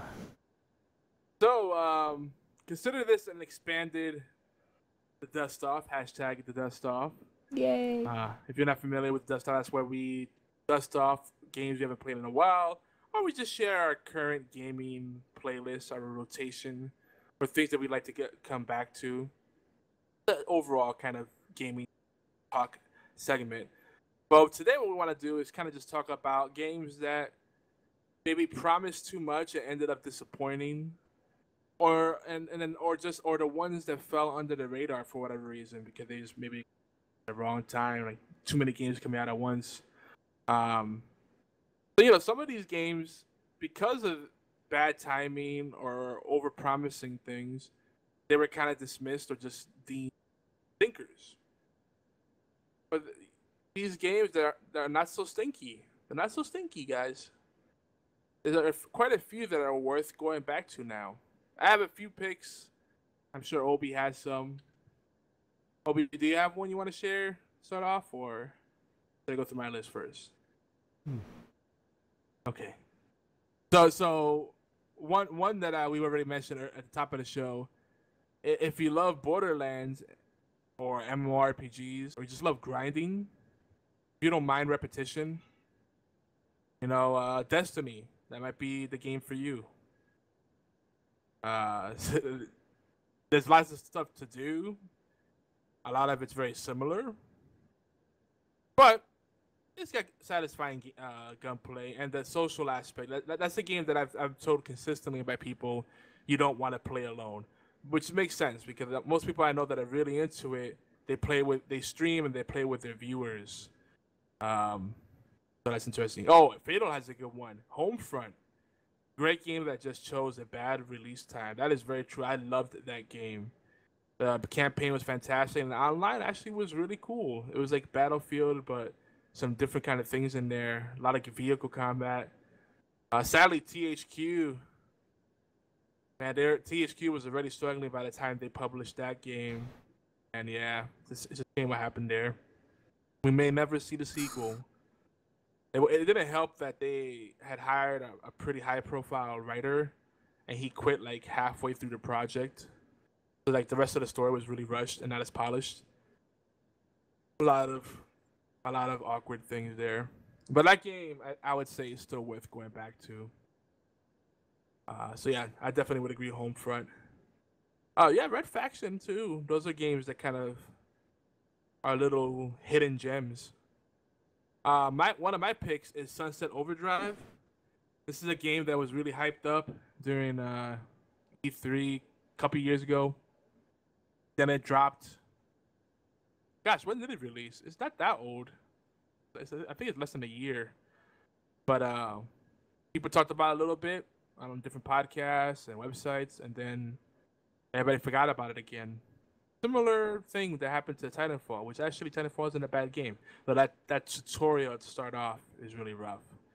But Sunset Overdrive, it has like all the good aspects of games like Brink, Titanfall, Dead Rising, Mirror's Edge, Wet, if you guys ever played those. All these flavors are there. They're delicious. Some people complain about the soundtrack. I love the soundtrack. But I still feel like you should always have the option to let people listen to a podcast or their own custom soundtrack. That's super important, especially on a system that's by design meant to be let you multitask. Sunset Overdrive is really fun. It also reminded me a little bit of like Dying Light, but it's just really off the wall. The humor is great. The guns they have are ridiculous.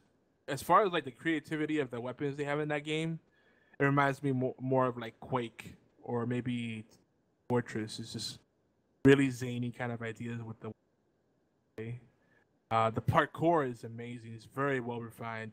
It might actually give Assassin's Creed a run for its money. Not beat it. Jury's still out on that. There's times when Assassin's Creed, at least Unity, feels kind of clunky. Those feel a little heavy.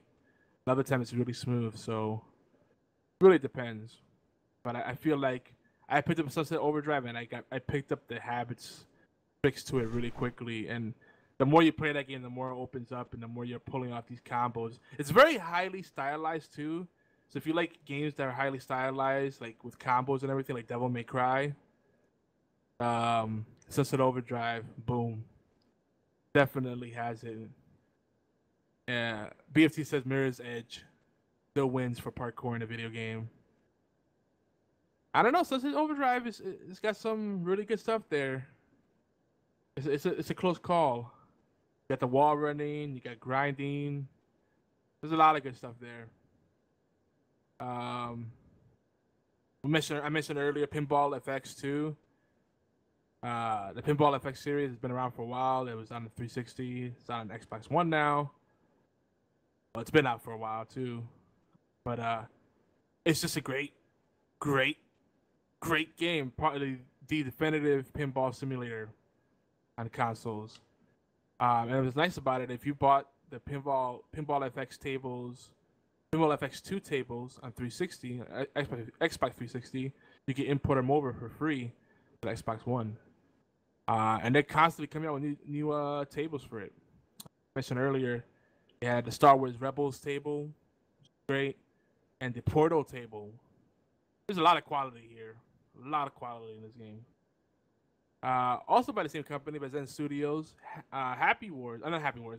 Castle Storm. A game that I don't think gets nearly enough love. It's got a lot of cool like mechanics in it. It's kind of like a hybrid of tower defense, RTS,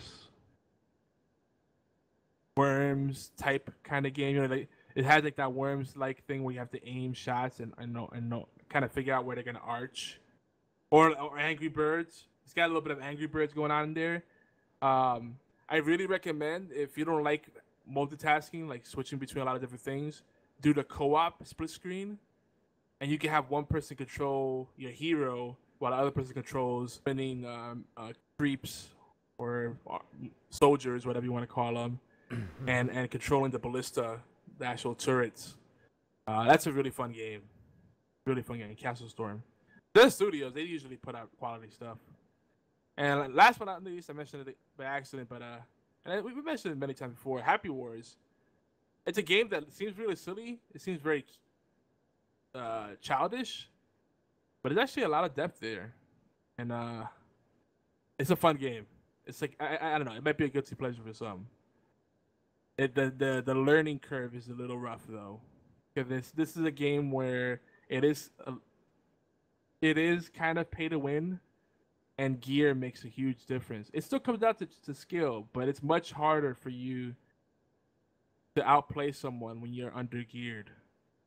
So, Happy Wars, check it out. As a warrior, a cleric, or Obi, are there any games that you feel people missed out on, didn't give a chance, or games that people call bad, but they actually were good? Going back to them. Castlevania. Wait, who said Castlevania is bad? A lot of people. Those people are like crackheads. Yeah. No, but like Castlevania for like Nintendo 1. Like that Castlevania. I love it. Oh, I love it. Wait, are these people that didn't grow up playing? Yes. Okay, that's why.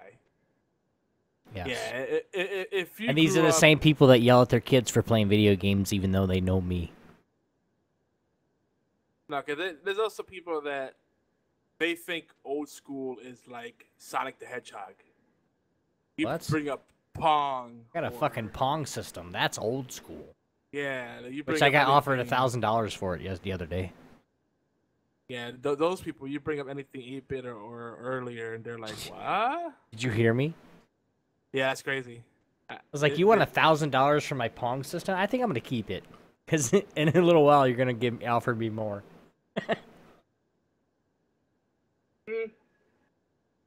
Thing is with the retro collectors, it goes up and down depending on demand. Right now it's the hotness, and there's a lot of podcasts supporting it and YouTubers. But then once that hype dies down and demand isn't as great, the prices will drop as well. So it's tricky. It's like playing the stock market. You gotta know when to hold, and when to be a bear and when to be a bull. Well, I've already got somebody that if I sell it, he'll give me anything I want for it. Like my Pong system's like there's no dents, no scratches. It's in pristine condition. Like I lucked out when I found it. It was in a pawn shop. And he sold it to me for basically what the pawn was, which was like $25. So think about that. I only spent $25 on it, and somebody's offered me $1,000 for it. I should have took it. Yeah, most pawn shops don't know what they're sitting on. That's why they underpay you when they buy something off of you, because they want to make sure they get the profit. Mm-hmm. Pawn shops are great places to get deals or get quick cash if you don't care about getting crap money. But to get the top dollar, be careful. Always try to go to collectors directly. Resellers will usually screw you. Mm-hmm. Well, I mean, they have to, like if I had a pawn shop, I don't care if something's worth $50. That's good, it's worth $50, but I'm only going to give you $25 for it. Because I need to sell it for $50. Or if I'm in a pawn shop, I need to sell it for $40. So I'm only clearing like $20 on one item. But that's I mean, people don't understand it, but I read in this magazine that it's worth $20,000. Well, you're at a pawn shop, buddy. It's worth about a quarter of that. I'll give you $4,000 for it. Yeah. And the higher the ticket on an item, the longer it'll take to sell. So they're sitting on that. They're eating that cost for however long it takes to sell that. Mm-hmm. So Yeah, I love watching like I know it's all most of that stuff scripted, but I've seen it happen firsthand. The stuff like that happen like on Pawn Stars, you know. Someone Oh comes yeah, in and like, it's funny. oh, Like, the book value of it is $10,000. I don't want anything less than that. It's like well, then we're not gonna I'll have give a you deal, 5,000. sir. No, they will. They Yeah. won't even go that high. If the book value is 10 grand on it, they might offer 2,500 for it. They're gonna offer. I'm gonna give you guys a little hint. Okay, pawn shops, and probably I might get yelled at by my buddy for saying this, but I'm gonna do it anyway. Pawn shops are going to offer you 25% or less of what it's worth. And that's just being a good pawn shop, being a good businessman. It's not trying to take you over on anything. It's they got to realize what's going to be my take on this after I push it back out the door to another customer. Okay, say you bring in, and I'm just going to use it, an old 1970 Harley Davidson. It's in pristine condition, and the book says you can get $50,000 out of it because it's so valuable. You know, there's not many there. Well, a pawn shop's gonna look and be like, yeah, that's a really nice bike, and they might say it's worth $50,000. Okay, they're gonna cut that in half right away, and then they're gonna cut that in half and get it again. They're probably gonna sit there and go, well, how about 15 grand? Because guess what? They gotta either say it's got a little bit of spec stuff on it. They gotta get it cleaned. They gotta get it this. They gotta get it that. They gotta get everything done with it. Hold on. They gotta get everything done with it. And then they have to put it back on the shelf, keep it for a year because nobody wants to pay that ridiculous price. And then hopefully they find a collector of some sort that wants it and just needs to have it and will pay what they want to charge them. So, I mean, you got to think about if they're going to pay 15 grand for a $50,000 bike, they're going to spend another $10,000 holding it and cleaning it. So, you know, I mean, yeah, they make $25,000 off that one thing. Yeah, they better cut me a deal next time. But still, it's the whole point of the business. That's why people own pawn shops, not to give money away. I'm done. But you asked me to dust off. I don't really have any more games because I haven't played like a lot of different games. Usually when I get a game, everybody knows that I kind of stick to that game for a little while. Just because I'm not one to jump back and forth and play 20, 30 games. I've gotten better to where I'm not playing just one or two. I play an average of 10 different games or so at a time. I have some dust off. You want those? Well, I was just saying anything that was maybe underrated or knocked. I really can't think of anything off the top of my head, to tell you the truth. But I'll be honest, like Assassin's Creed Unity, everybody dumped at that game. I agree. The way they handle the microtransactions is glitchy. It doesn't feel like a full price game. It feels like they really rushed it. Mm-hmm. And I don't like that they're doing annualized Assassin's Creed. Sometimes 2 or 3 Assassin's Creed a year. But that game, if I just listened to people saying it was terrible and didn't try it myself, I would have missed out on something I'm actually really having fun with. Because the online is actually really fun. Yeah. Being able to be in that world and mess around with people, as glitchy as it is, and as incomplete. I mean, this is the smallest Assassin's Creed universe I've ever seen. That world feels very tiny. Like that map, the overworld, so to speak, on Assassin's Creed Unity is smaller surface area than, say, Assassin's Creed Brotherhood. Even Assassin's Creed 2. That's saying something. Those worlds are pretty huge. But on the flip side, you can go into almost every building, and there's lots of underground areas. Mm-hmm. And I remember one too. Okay. Ever since it came out, I've been playing Ace Combat. Okay, I played Ace Combat 1. You played Ace Combat 2, 3, 4, 5. And then after 5, it kind of died down. Like, it just kind of stopped. well, actually after Ace Combat 4, 5 really didn't have a release, but the one Ace Combat game that nobody really gave a chance because they thought the series was just done was Ace Combat 6. Fires of Liberation, I believe. And it's just, I mean, there's a lot of, like, coming out to where there's actually terrorist groups flying the planes, and, you know, they couldn't name them by name, like Jihad, or they couldn't do that, but there was like names of groups or names of like how do I say it, flight groups or whatever that were like, you knew they were terrorists, you know, in a plane. You had to shoot them down before they got to the cities or just whatever. It was a really good game that nobody really gave a chance to. If you guys know the Ace Combat series, that actually is a pretty underrated series. Like, the people that play it, those games, tend to fall in love with them, but you don't hear that much hype about them. That's a good one. I like that. Thanks, man. We got Risen. Risen. The game Risen was a pretty the RPG was pretty underrated as well. Now that I'm thinking about it, it's kind of like a open world, kind of like oh shit, what's that game that just came out? It's like open world where you gotta fight a bunch of stuff, find loot chests and stuff like that. It never really got a big shot. Yeah, I remember that. Risen? Yeah. Yeah. Oh, man. Here, I think I have it. Here it is. What do you call a game that doesn't really do anything new, but it does the conventional stuff fairly well? We call it Risen. And it's an action RPG set up in a tropical volcanic island. Well, Demon Souls, this is not. Risen does enough to keep things interesting. Sporting unlockable skills and attributes as we play.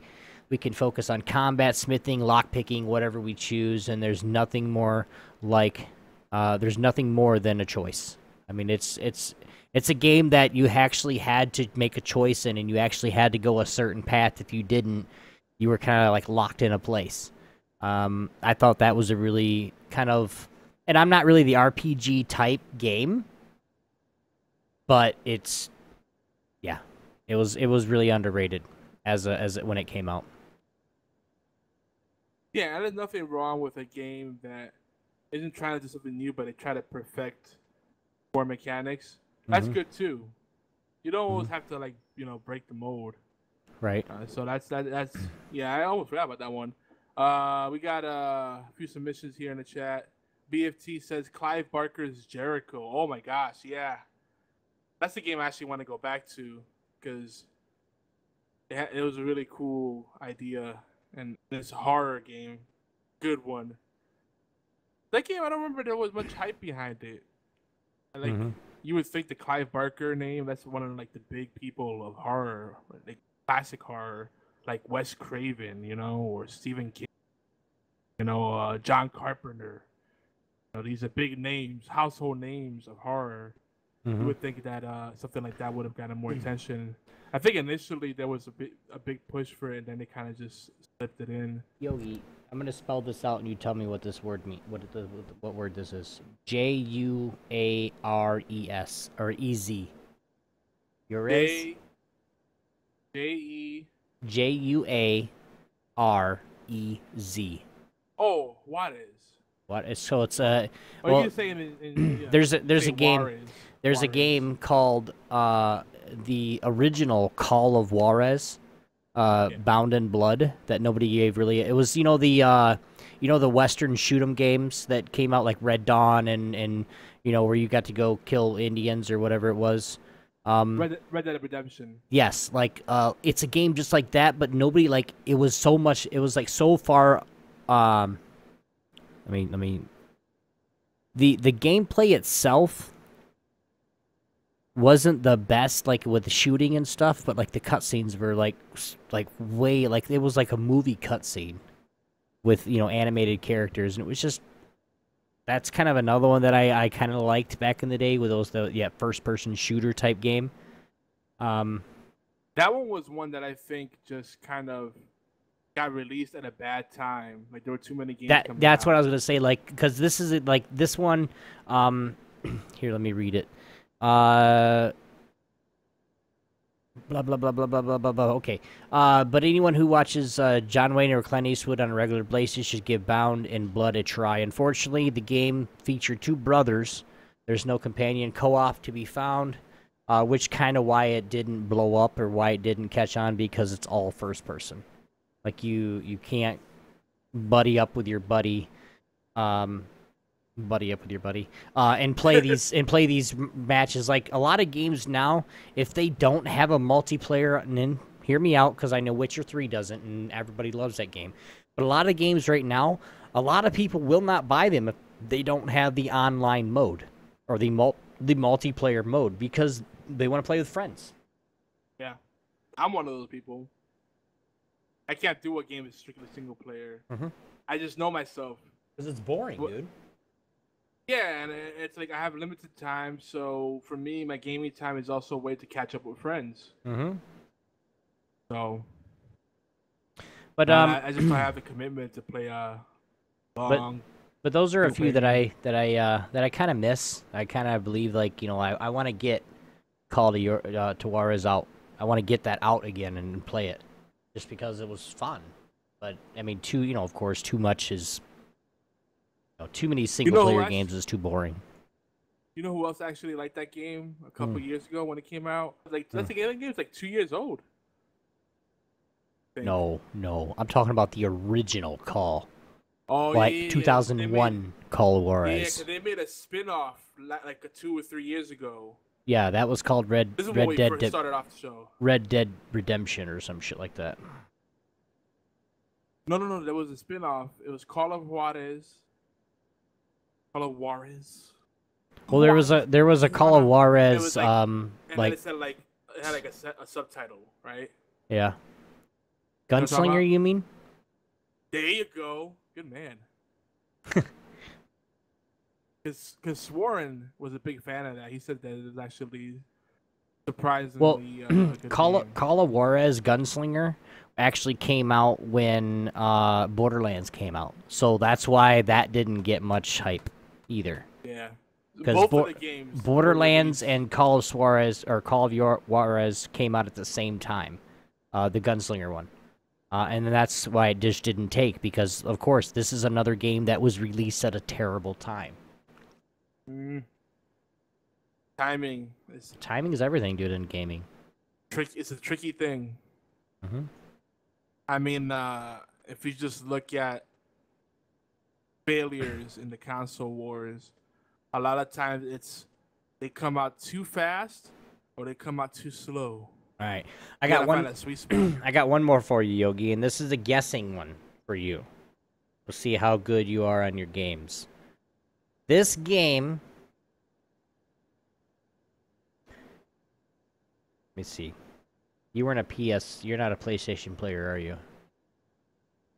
Well, the fifth entry on 360 and PS3. But this game came out around the same time as I want to say Soul Calibur and a Mortal Kombat. One of the Mortal Kombats came out, but it just never got hyped up. The fighting game? Yep. Which game is it? The same as Mortal Kombat and Soul Calibur. Came out around the same time. Dead or Alive? Close. No, it's not close. No, it's not. It's the same style as... Ooh, almost. Talking about Tekken X Street Fighter? Nope. Oh. Virtual Fighter 5. Oh, Virtual Fighter. Yeah, that was my next guess. Yeah, whatever. No, seriously. I was in that same kind of... I was in that ballpark. Yeah. But yeah, that's a game that... And this is something that I played very, very... Because I had a PS2, guys. It was all... I had friends coming over wanting to... Wow, we're going to battle the F5 today, dude. Yeah, we're going to kick your ass. I like Virtual Fighter. I have good memories with that. It's really a game that had no hype whatsoever. Like, they just released it and did nothing, and then hoping people would buy it. That's kind of what Sega does now, though. I mean, that's the Sega published game. You know, yeah, but Dreamcast, you know. Yeah. They release games, they don't really put that much marketing muscle behind it. It's kind of like, which if they would, they'd have so much more. I know. I know that I said that was the last one, but I do have one more that I played a lot of that I don't know why it didn't catch on. Well, before you share that one, one of Charlie wants to add into the hat. He's throwing into the hat Star Ocean, which is a Star series... Ocean 5 too. That. Well, yeah, they said that might be they might talk about it more on E3. We might have to do an E3 predictions episode just for funsies. But yeah, the Star Ocean is a series that has lived kind of in the shadow of Final Fantasy. There's other ones like that. I mean, I think Shining Force is one that kind of got fizzled away because of Final Fantasy, overshadowed. Phantasy Star is still kind of hanging on.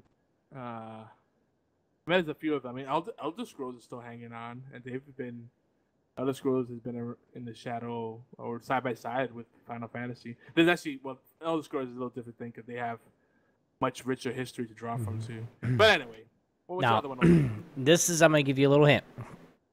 This game is the last major non-WWE release from the boys and girls at THQ. What do you guys think about it? The guys and gals at THQ, they make all the WWE games.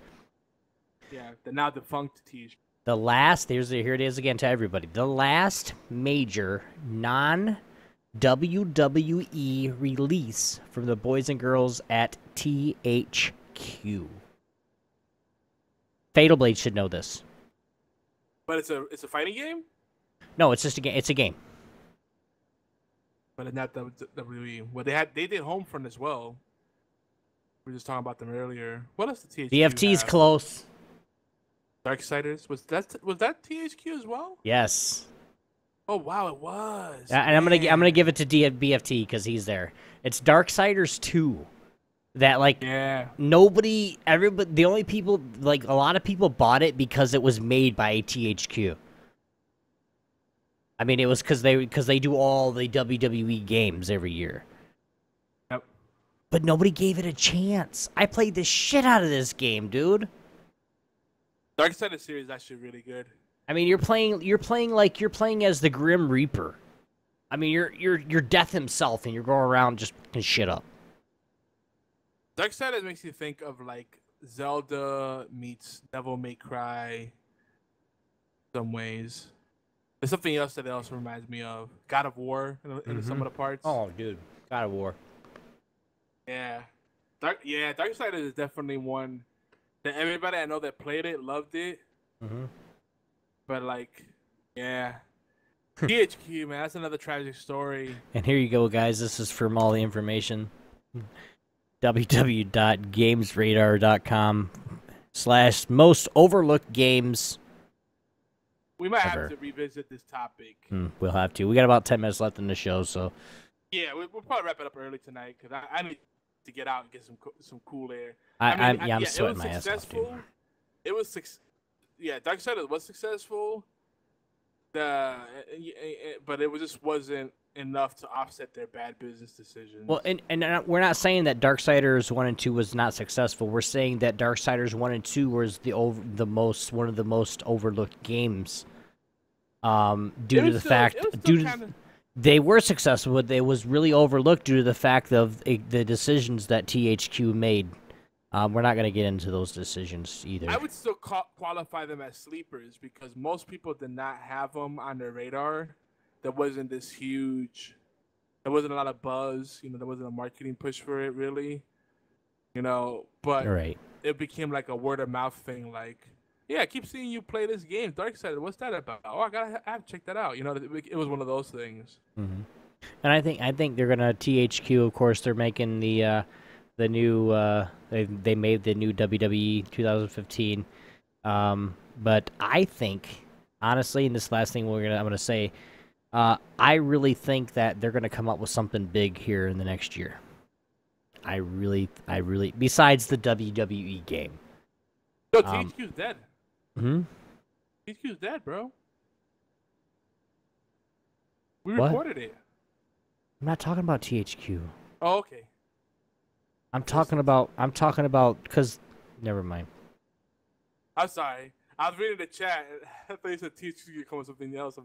No, that'd be cool if they come back, but that has to happen. No, I kind of wrote into the WWE because they make their own stuff now. With the WWE network and all that other shit.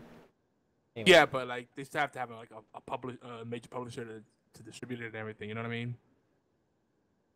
Yeah, sure. They distribute their own, dude. It's all. Dude, do you have any idea what they're doing right now with their distributing and their logistics? WWE is publishing their own games now. Damn, I haven't played a wrestling game in a while. That's news to me.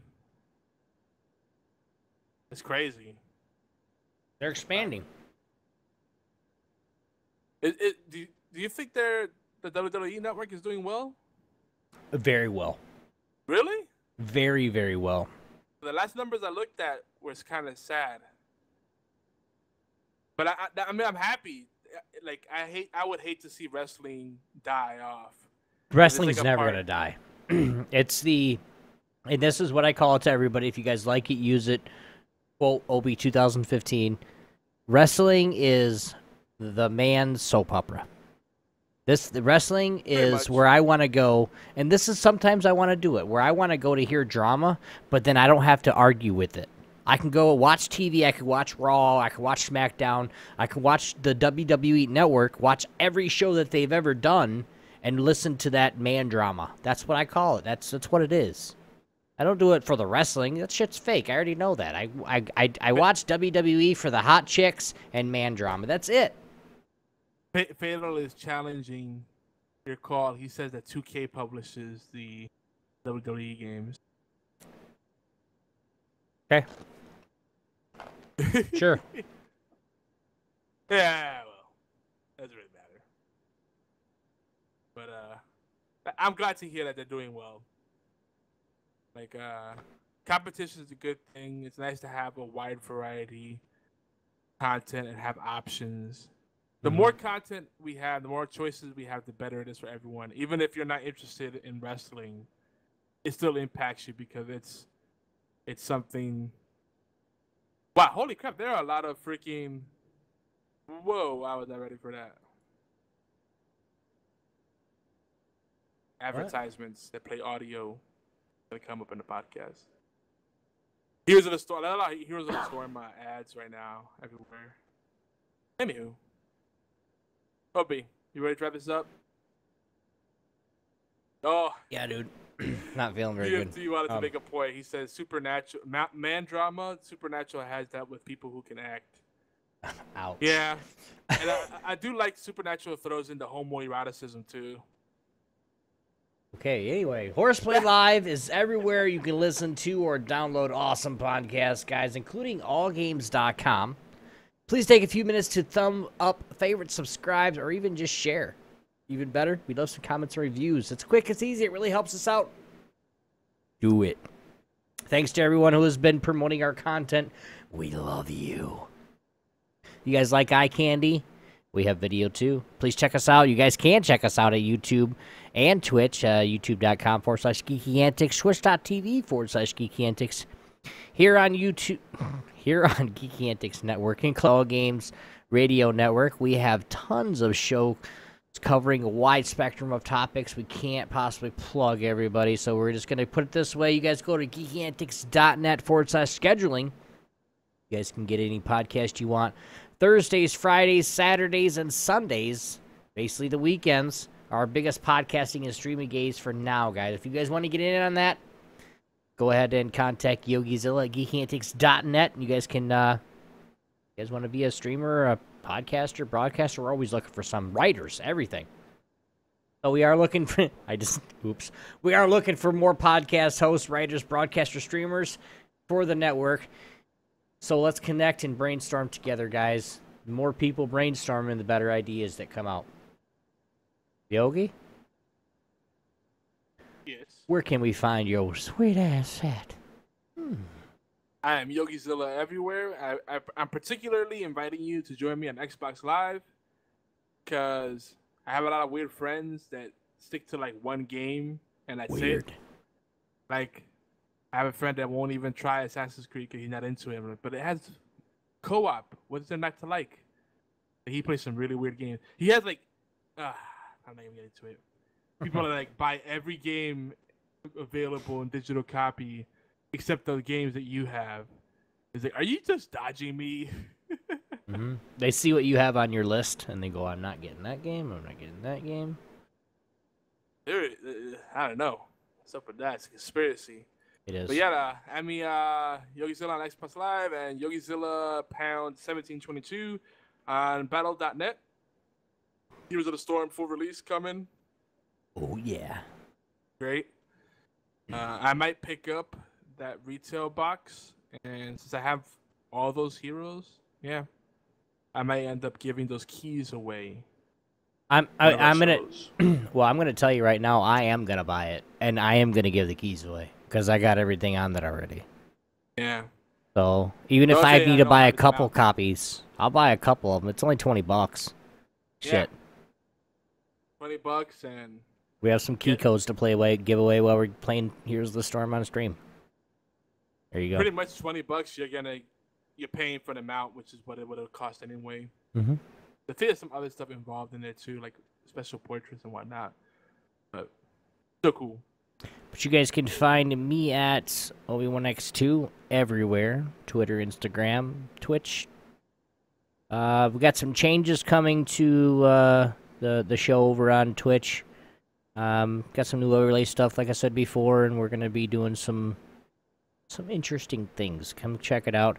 And, of course, you guys can check me on Sunday night, every other Sunday night on the Sunday Dose at 9 p.m.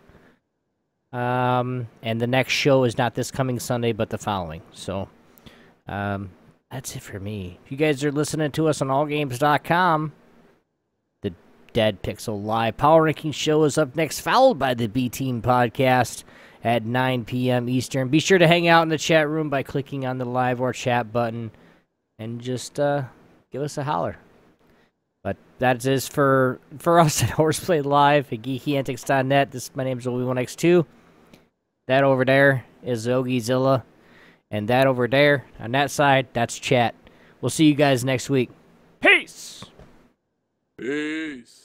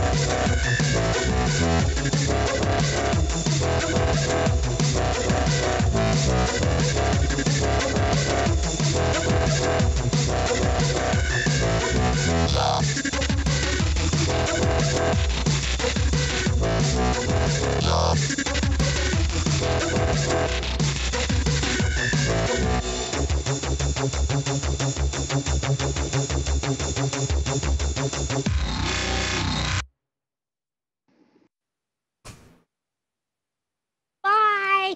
And we're out of here. Thanks for tuning in, guys. For those joining us live, Heroes of the Storm after a little break. What? You know, if you didn't hear, I'm being a cheap bastard. I refuse to run the central air because your company charges way too much per kilowatt hour. Or if we ran the AC, slippery slope, folks. That'd be like another $100 on top of the bill. Oof. That's being modest. Obi is dressing up like Mother Teresa with a towel. Oh, you look like. No, we gotta go. Having fun. Anyway, I think Blue needs to go out too. So, guys, in a bit. Love you. But don't forget, June 2nd, Enter the Storm. Yeah.